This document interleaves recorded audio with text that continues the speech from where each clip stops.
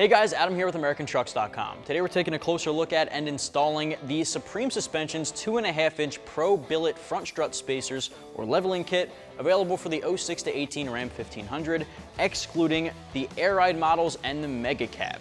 So if you're the owner of a Ram 1500, you might be in the market for something that gets rid of that factory rake that comes on your truck off of that factory line. A lot of guys aren't a fan of that, including myself, so if you want a different appearance, a more leveled stance, evening out the front and rear height of your suspension, this is the perfect way to go. Really, there are two big benefits to a leveling kit like this one of which I just mentioned. It gets rid of that factory rake and evens out your suspension height for the front and rear, but the other one is to allow for a larger set of wheels and tires. On your factory suspension of your Ram, you can't really fit anything larger than those factory tires. If you're looking to throw on a set of 33s, one of the more popular sizes, you're gonna need to raise up that front end. If you don't, you're gonna be left with some clearance issues and have to do some cutting to your interior wheel liner and really some of that plastic of the trim. Now, that's not something a lot of guys wanna do. I know if I was the owner of a Ram 1500, I wouldn't wanna be cutting up a brand new truck I just bought.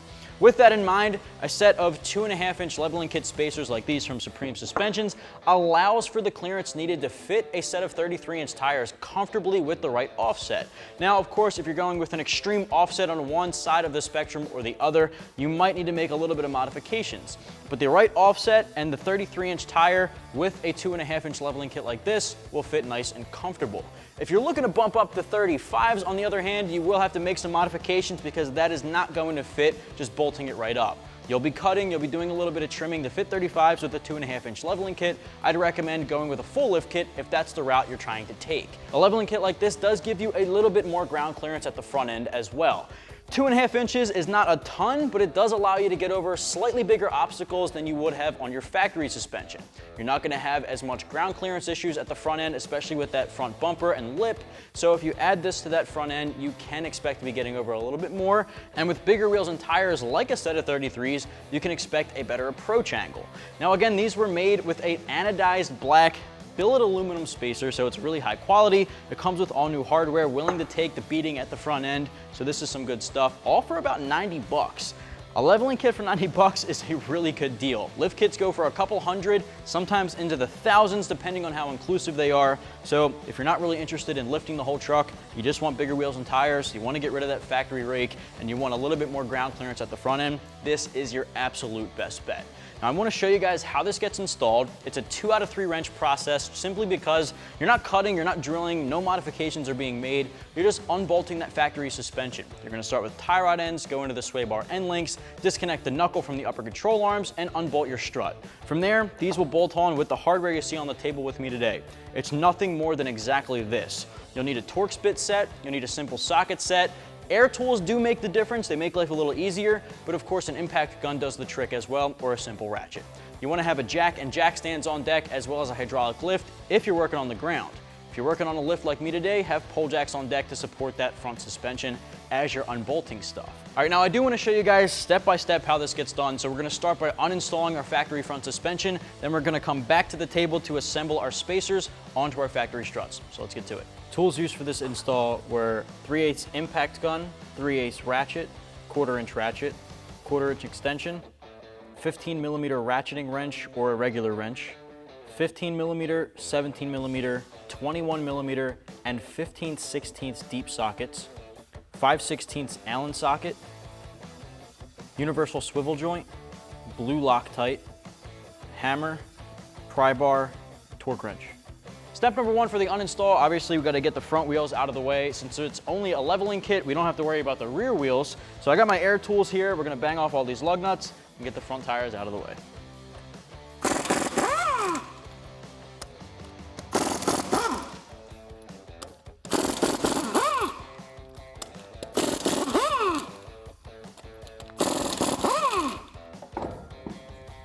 All right, step number 1 here, now that we got the truck back up in the air, you want to let the suspension hang free. You don't want to support this just yet, but we will in the future.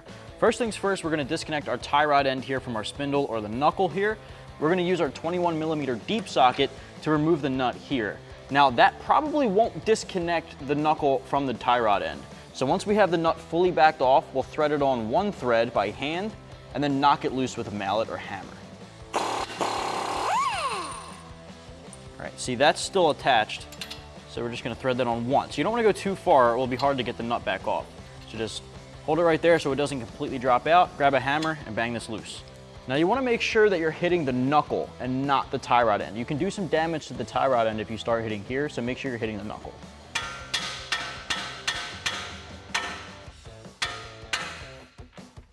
Here we go. Now I like to thread the nut back on the tie rod end just so we don't lose our hardware. Next up is our sway bar end length. Now it's a 16mm deep socket for the top nut.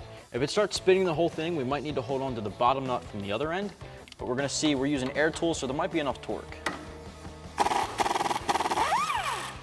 All right, next up, we're gonna disconnect the 3 bolts holding the top of your strut in. Now there's 3 15mm nuts. I've got a ratcheting wrench here to make life a little easier since we are a little spatially challenged up here.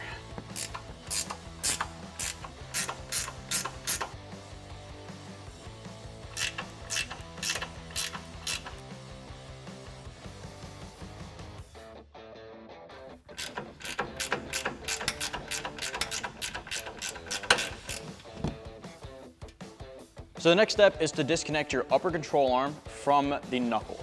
Now that's gonna be a 21mm nut. I'm using my air gun and a universal swivel socket just to get up in there a little bit more. You wanna make sure before you start doing that, you're supporting the suspension on the side you're working on with a pole jack or a jack stand, or hydraulic jack works even better so you can start lowering it. Now, if you disconnect this without supporting it, the whole suspension here is gonna drop and that's no good. So we've got our pole jack under it. I got my swivel ready. We're gonna disconnect that nut.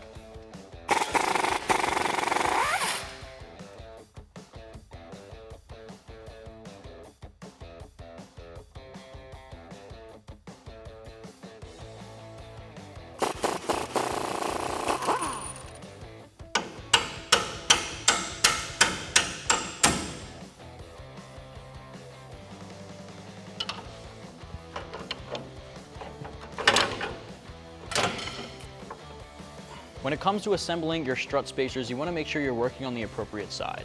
So if I lay these side by side, you can see that one side has really large holes and the small threaded holes. The other side has just open holes and smaller holes. So again, if you flip it over, you'll see they're the same.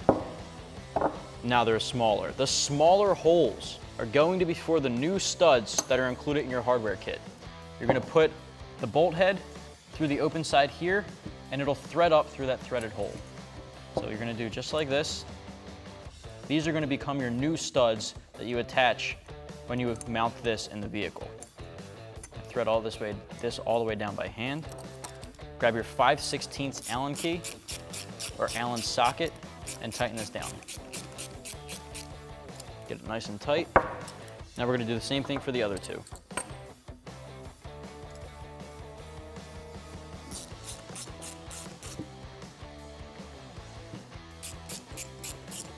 Now your spacer is going to sit just like this on the top of the strut, and your factory nuts are going to thread through the top.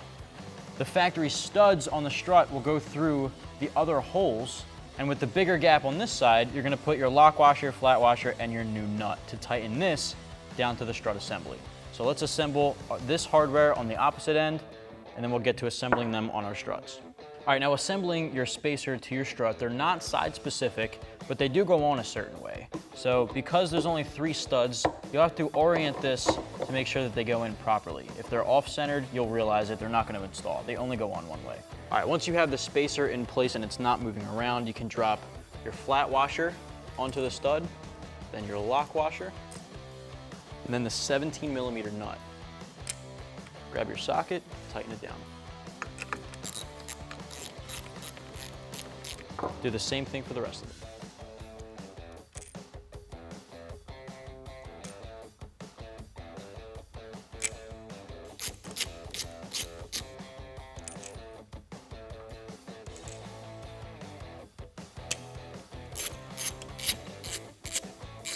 All right, now repeat the same process for the other strut. All right, step number 1 here, we're gonna throw our new strut assembly into place and bolt it up from the top just to hold it in place. You're gonna line up those bolt holes in your new studs and pop it in.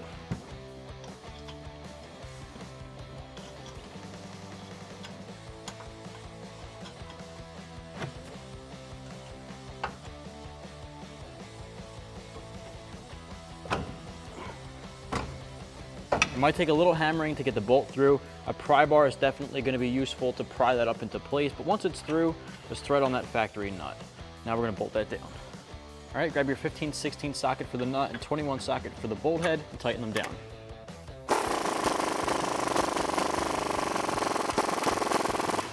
Grab your torque wrench, set it to 100 foot-pounds, and torque down the bottom strut bolt.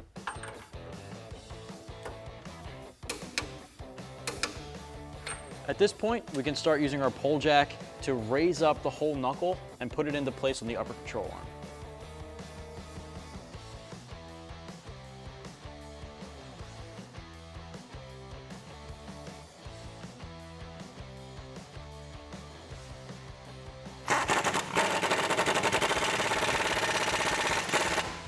All right, next up, we're going to tighten down the factory bushing, spacer, and nut on our sway bar end. Now we can go ahead and grab our socket and tighten it down.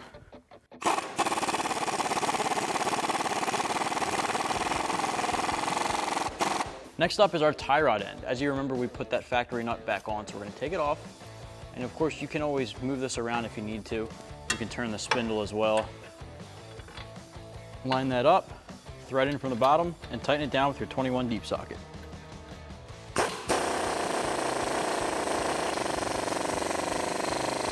Next up, grab your 15mm wrench and tighten down the 3 nuts at the top of your strut tower.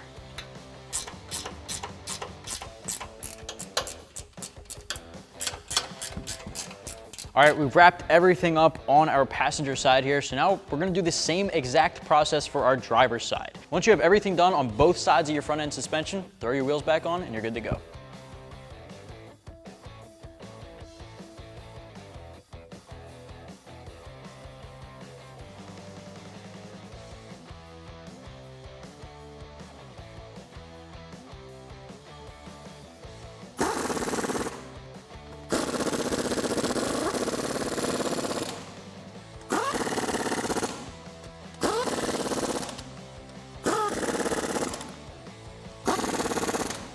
We got our factory wheels back on our Ram 1500, and I gotta say, it looks a lot better with the leveling kit, getting rid of that factory rake and evening out the stance between the front and the rear. Now, you're also picking up a little bit more ground clearance in the front and accommodating up to a 33-inch tire very comfortably. Now, if you want to pick up the Supreme Suspension's 2.5-inch leveling kit for your 06 to 18 Ram 1500 without air ride or the Mega Cab trim, you can do so right here at AmericanTrucks.com.